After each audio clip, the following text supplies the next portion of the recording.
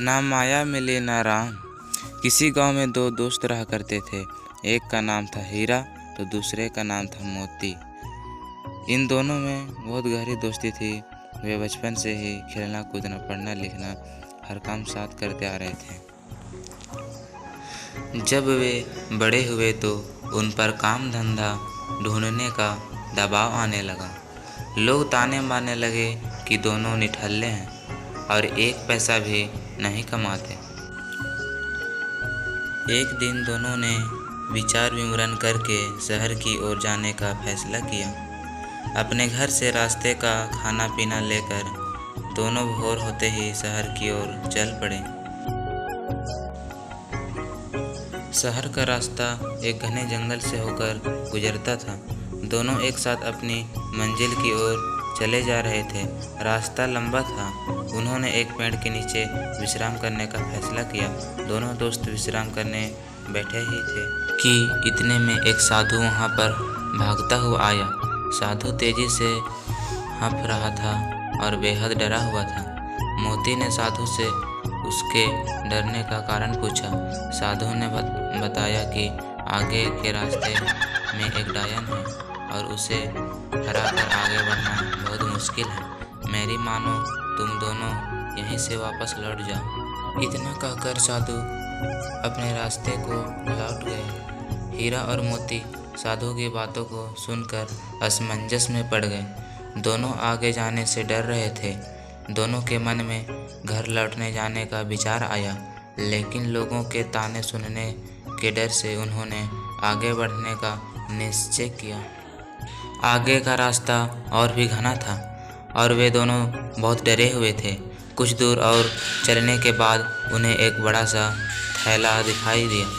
दोनों दोस्त डरते हुए उस थैले के पास पहुँचे। उसके अंदर उन्हें कुछ चमकता हुआ नजर आया। खोल कर देखा तो उनकी खुशी का कोई ठिकाना ना रहा। उस थैले में बहुत सारे सोने के सिक्के थे। सिक्के इतने अधिक थे कि दोनों की ज़िंदगी आसानी से पूरे ऐशो आराम में कट सकती थी। दोनों खुशी से झूम रहे थे। उन्हें अपने आगे बढ़ने का फैसले पर गर्व हो रहा था। साथ ही वे उस साधु का मजाक उड़ा रहे थे कि वह कितना मूर्ख था जो आगे जाने से डर गया।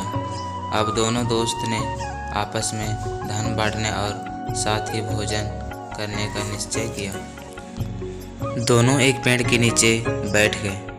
हीरा ने मोती से कहा कि वह आसपास के किसी कुएं से पानी लेकर आए ताकि भोजन आराम से किए जा सके। मोती पानी लेने के लिए चल पड़ा। मोती रास्ते में चलते चलते सोच रहा था कि अगर वो सारे सिक्के उसके हो गए तो वो और उसका परिवार हमेशा के लिए राजा की तरह रहेगा। मोती के मन में यह लालच आ चुका था। वह अपने दोस्त को जान से मार डालने की योजना बनाने लगा। पानी भरते समय उसे कुएं के पास एक धारदार हथियार मिला। उसने सोचा कि वो इस हथियार से अपने दोस्त की जान ले ले और गांव में कहेगा कि रास्ते में डाकुओं ने उन पर हमला किया था। मोती मन ही मन अपनी योजना पर खुश हो रहा था। वह पानी लेकर वापस पहुंचा और मौका देखते ही हीरा पर पीछे से वार कर दिया। देखते ही देखते हीरा वहीं ढेर हो गया। मोती अपना सामान और सोने के सिक्के से भरा थैला लेकर वहां से वापस भागा। कुछ 1 घंटे चलने के बाद वह एक जगह रुका। दोपहर हो चुकी थी और उसे बड़ी जोर भूख लग गई थी। उसने अपनी पोटली खोली और बड़े चाव से खाना खाने लगा। लेकिन क्या, थोड़ा खाना खाते ही मोती के मुंह से खून आने लगा और वो तड़पने लगा। उसे एहसास हो चुका था कि जब वह पानी लेने गया था तभी हीरा ने उसके खाने में कोई जहरीला जंगली बूटी मिला दी थी। कुछ ही देर में उसकी भी तड़प तड़प कर मृत्यु हो गई। अब दोनों दोस्त की मृत्यु हो चुकी थी और वो थैला यानी माया रूपी डायन जस का तस पड़ा हुआ था। जी हाँ दोस्तों, उस साधु ने एकदम ठीक कहा था कि आगे डायन है। वो सिक्कों से भरा थैला उन दोनों दोस्तों के लिए डायन ही साबित हुआ। ना वो डायन रूपी थैला वहाँ होता, ना उनके मन में लालच आता और ना वे एक दूसरे की जान लेते। दोस्तों, इस कहानी से यह शिक्षा मिलती है, यही जीवन का सच भी है।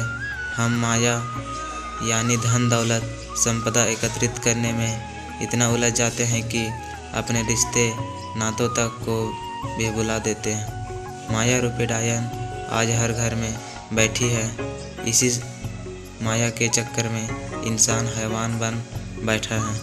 हमें इस प्रेरक कहानी से ये सीख लेनी चाहिए कि हमें कभी भी पैसों को ज़रूरत से अधिक महत्व नहीं देना चाहिए और अपनी दोस्ती अपने रिश्तों के बीच में इसको कभी नहीं लाना चाहिए।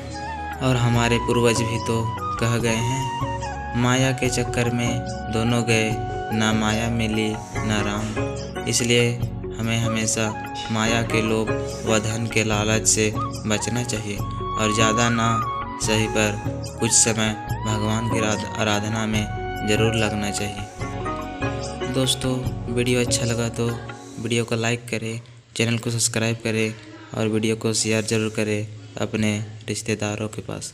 धन्यवाद।